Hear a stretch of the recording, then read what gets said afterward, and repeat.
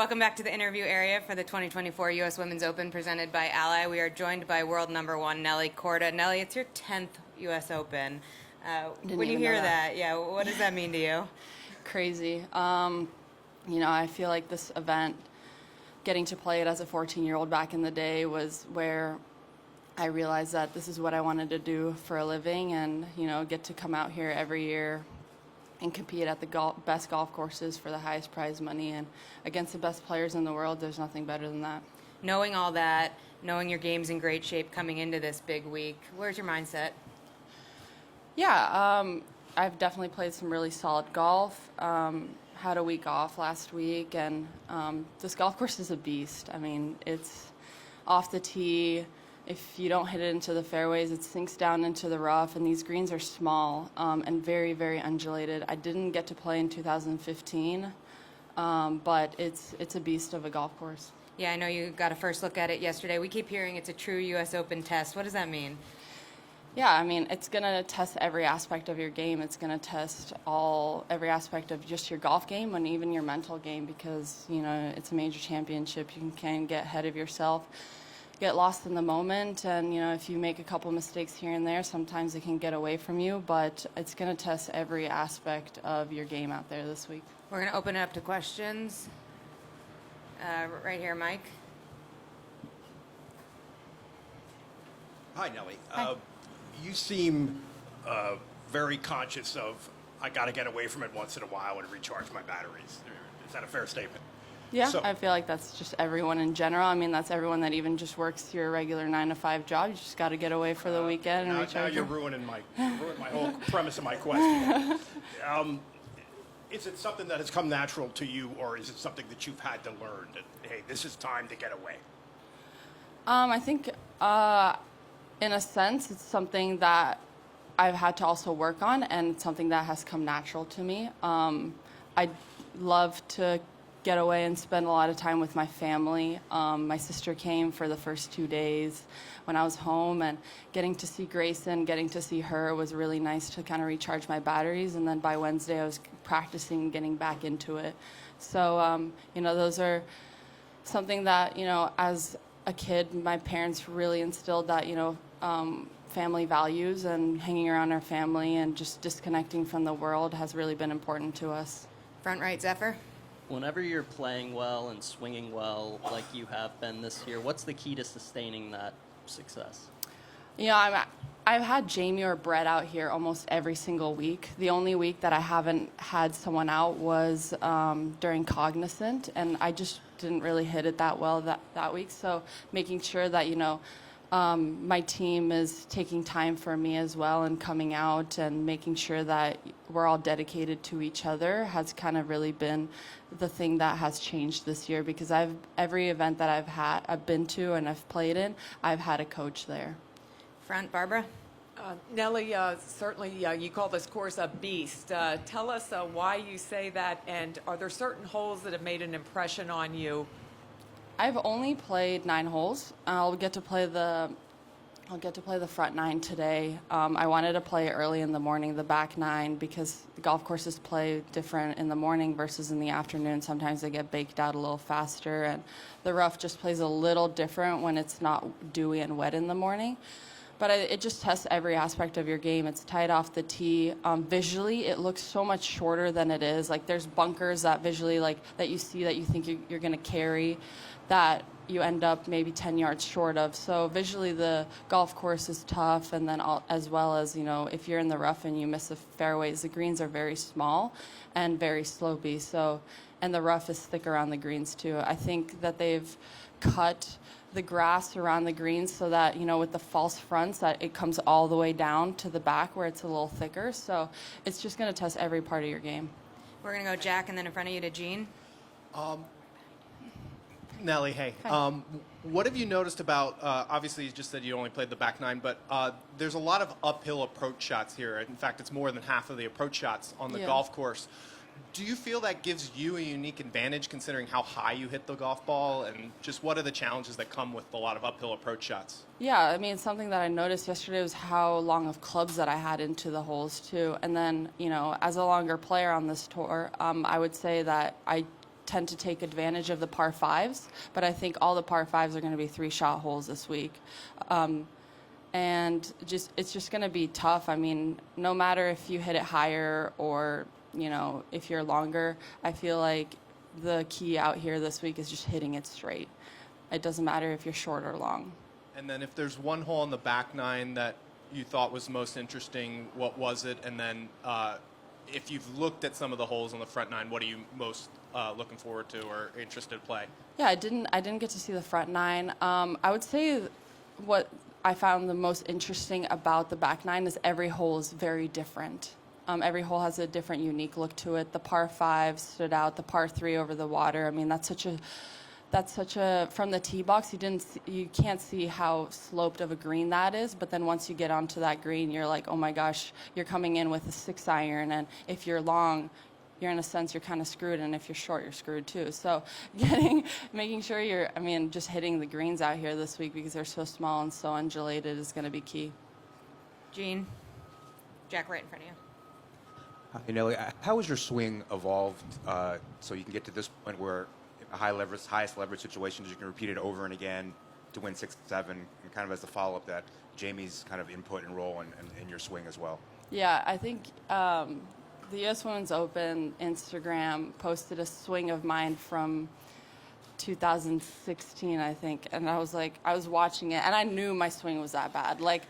And that just shows how much there's always hope, really, for anyone out there, because I worked really, really hard on my swing, and I'm very grateful for David Whelan, who actually, I would say, is the person that completely turned my golf game around. And then Jamie for dedicating his time to me this year, being out here almost every week with Brett, and making sure that nothing kind of falls out of place. For us, Monday, Tuesday, Wednesday are very, very important to make sure that my swing is in the right plane, in the right spots. And then also on my weeks off, there's a lot of FaceTime sessions and a lot of swing videos and a lot of time spent with my tripod. Sarah, then Beth Ann. We've talked about your bubble ever since all of this began for you. Taking a week off, how do you reset and re-get in that bubble with such a big test to hand and with all the noise around this week, obviously? Yeah, I think it's my team around me that gets me in my bubble. We all just know that we're out here doing what we love. We all have the same goals in mind, and we're trying to accomplish one thing, and that's to hopefully lift the trophy by the end of the week. Beth Ann. Hi. In previous seasons, how many weeks did you have a coach out with you? And did you make this plan at the start of the year that he would be out this often, or has that kind of evolved? Yeah, I rarely had a coach out here with me last year and the years before, and I love the fact that I have one out here now, because before, if I wasn't hitting it well, it's different to have someone out here versus FaceTiming them and trying to figure it out on your own, and actually having that face-to-face conversation, or them trying to put you into that position and kind of feeling it, because feel versus real is very, very different. What I think I'm doing, it's usually kind of the opposite. So having someone out here has really, really helped me, and it was something that Jamie, Brett, and I and my whole team discussed last year, that I really, really needed them to come out to more events. And then Lexi Thompson announced today that she's retiring. Can you just first your reaction to that? Yeah. And then second, what has she meant to the tour in your eyes? Yeah, I honestly heard probably 15 minutes ago that she's retiring. She's had such an amazing career, I think. I've gotten to be on the team with her a couple of times representing our country. I think she does an amazing job for the tour. She spends so much time going to each Pro-Am party. She really dedicates her time to growing the game, and it's sad to see that she's obviously leaving and not going to be out here with us anymore, but she's had an amazing career, and I wish her the best in this new chapter of her life. Back left, James. Nelly, I know you've spoken about this a little bit, but I'm curious, what was the coolest part about attending Met Gala? I think the people watching for me. It was the ultimate people watching fest. Just standing in line with all these celebrities that, you know, you listen to, you watch on TV. I mean, Ed Sheeran walked past me, and for me it was more shocking how tall I was compared to everyone. I was in heels though too, but they were all like saying it was really funny. They were all saying, we were in like a tent and there was no like air conditioning in it. It was really hot and everyone was like sweating and I was like, the air's fine up here, guys. But it was really cool. Like it was my first time in the Met Museum too. And that was really neat. I definitely would love to go back one day and actually experience the entire experience. But I mean, it was my first time ever walking the red carpet, and I think it's just going to be downhill from here. Then a slightly more serious question, but you spoke a few weeks ago about the TV partners and women's golf becoming a little bit more involved. Obviously, there's a ton of attention towards this event in particular.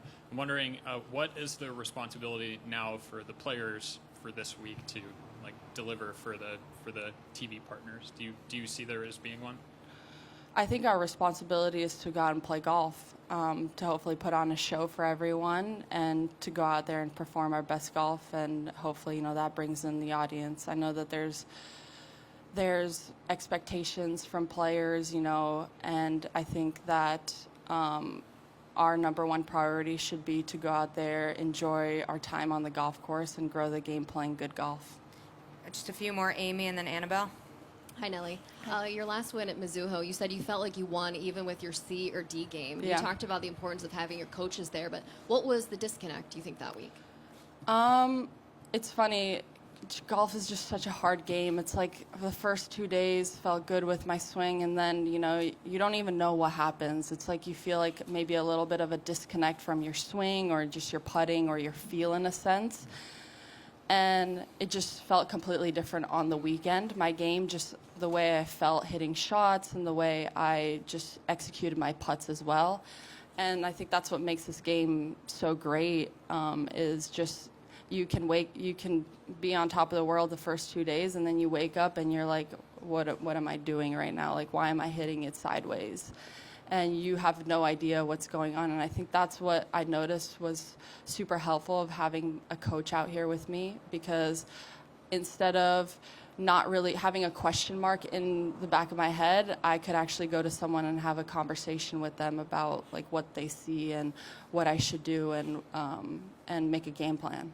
So then coming into this week, what did you address, and what's the feel that you have right now with your swing? Yeah, there's a couple of things that I do in my golf swing. I start to over-rotate my hands a little too much. And, you know, playing in wind and playing with a lot of layers on like I have this year, I tend to do that a little bit more and more. So making sure that I'm hitting my positions is really, really key for me, because if I start to over-rotate on the way back, it's hard for me to get back into that position on the way down. It may look on the same plane, but even if you're like half a degree off, I mean, if you have your face is half a degree open, I mean, that thing's going to go sideways. So making sure that I'm in my positions and I'm feeling good has been the key to the past 2 weeks. Just the last thing for me real quick. Can you just think back on 2013 and what was it about that experience that inspired you so much to want to make this your life? I would say, obviously, gosh, playing against the best players in the world. Got to play practice rounds with Michelle Wee, Nyan Choi. Got to hit balls next to Lydia. Got to hit balls next to NB Park. And getting to do this with my sister. I mean, that was for me like the best of all, because before that, I don't know, my sister's first U.S. Open I think was 2008. I'm guessing, and I went to each and every one of those. I was like the biggest cheerleader. She snuck me into the locker room a couple of times. And it was just like the coolest experience, and getting to do it myself was so fun. And then I remember on Sunday, I made the cut just on the number. And I remember on Sunday, I hit a driver, and it was like a hole where if you make an eagle, there was a donation of a certain amount to a certain charity. And I hit it to like probably 10 feet, and I sunk the putt, and I got interviewed after, and then my quote was, "You got to risk it for the biscuit." And so that's one of the first things I remember, one of the main things I remember from my U.S. Open. Annabelle, and then Doug's last. Hi, Nelly. I'm Annabelle, and I'm 13. I'm from Lancaster. What's some advice you would give to your 13-year-old self? a piece of advice that I would give my 13-year-old self, I would say to stay true to yourself. There's going to be expectations from people around you, and the best thing that you can ever do is stay true to yourself, stay your course. It's not a sprint, it's a marathon. You'll see other people succeeding at an earlier age, and all you have to do is just believe in yourself. Last one, Doug.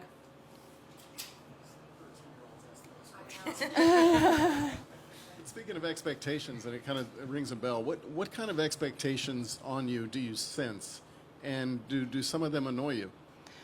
No, I don't think some of them annoy me. I think obviously with the position I'm in, there are going to be expectations. I do not want to lose who I am. I'm going to always stay true to who I am, because at the end of the day, when I go to sleep, I need to be proud of who I am. So in a sense, no, I don't think I have any expectations. I just try to be very, very pure and very, very honest with everyone around me. And I hope that they see that I am proud of the person that I am at the end of the day, and that is how I hope that I grow the game. I get a sense your own expectations aren't necessarily result-oriented. Or are they? Obviously, I go into every week wanting to win, but there is a sense that, sometimes that's not realistic. For me, I need to give 100% of myself every single day to not just my golf, my family, my workouts, life outside of golf, and for me, that's number one thing for me. And then lastly, if you can try and zoom out for a minute, there's so much attention on the growth spurt, really, of women's sports, soccer, basketball. Do you get a sense golf is getting enough, are they drafting, are they getting enough attention, considering its history, the amount of prize money that's got them, all that stuff? Is anything holding it back, and can you put your finger on what it might be?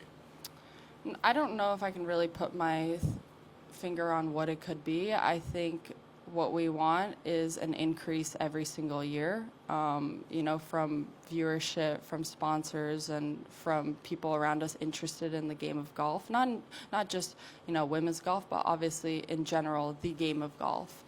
And I don't really have an answer for you there, but I do know that, it has been growing every single year, and I think that's what we should focus on, the positivity of that. Thanks, Nelly, for your time. Good luck this week. Thank you.